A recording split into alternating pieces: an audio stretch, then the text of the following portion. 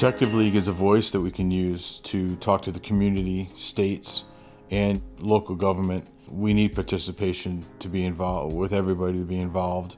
I'm the president of the Central States Protective League. We hosted the multi-state in Cincinnati.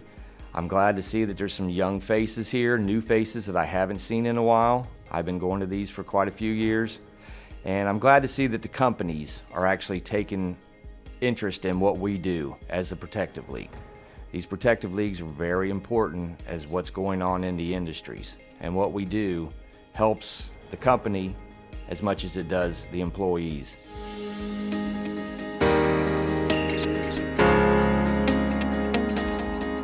I love the people, I love the job itself, and I put everything I had into it, 110%.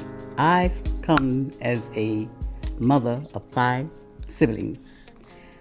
That plant helped me to put those siblings through school, through college. They all have their own job, they all have their own homes, and I'm blessed to have ever worked at that plant. A lot of times when my wife and I go shopping, we look at glass, since she worked at the plant as well. The package that it's put in tells a story about the men and women who made it and what they put into it and the type of ingredients and how fresh it can be.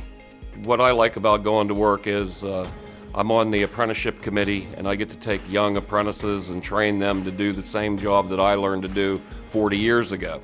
So we take somebody with zero to little knowledge, and we bring them up through the ranks to teach them how to do the same job and do a better job than I learned to do when I was younger. Glass is in my blood. I mean, like I said, I've done it for 23 years. I enjoy going to work every day. That plant raised me. My mother worked there for 38 years. My daughter's 20 years old. It's raised her. Glass has been good to me.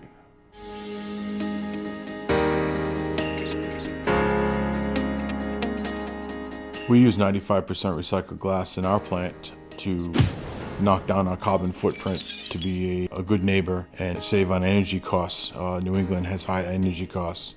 We pull glass from several states for our plant. We need clean glass to be able to recycle it.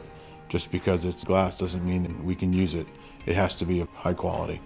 I'm a third-generation glass worker, but I've been involved in the Southeast Protective League for the last 20 years. When I first started in the Protective League, it was fighting bottle bills, forced deposit laws, and so forth. Now the role has changed. We want good deposit laws so we can get better cullet. The amount of recycled glass that we use at our plant is the highest amount of recycled glass in any of the plants. And we can only do that because of the area that we live in. We live in New England, people return those bottles, and we get the benefit by that. It's a win-win for the environment and for the company and the people that work in the plant.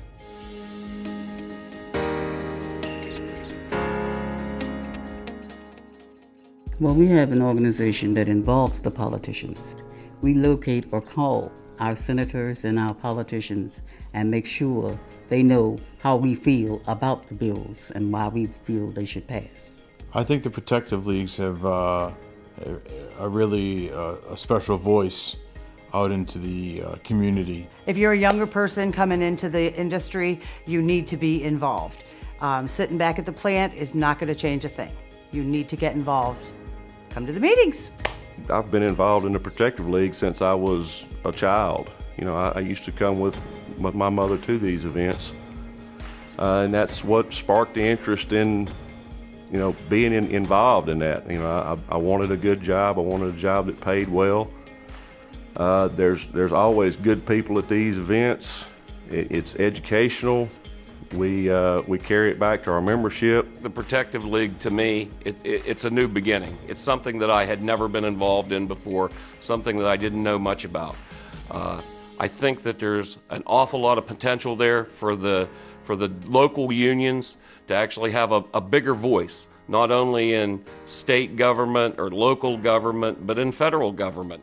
The Protective Leagues were set up years and years ago to help with job protection in the glass industry. We get a lot of support from the Glass Packaging Institute, and they stand behind what we do. I'm proud to be a part of the people who make glass containers.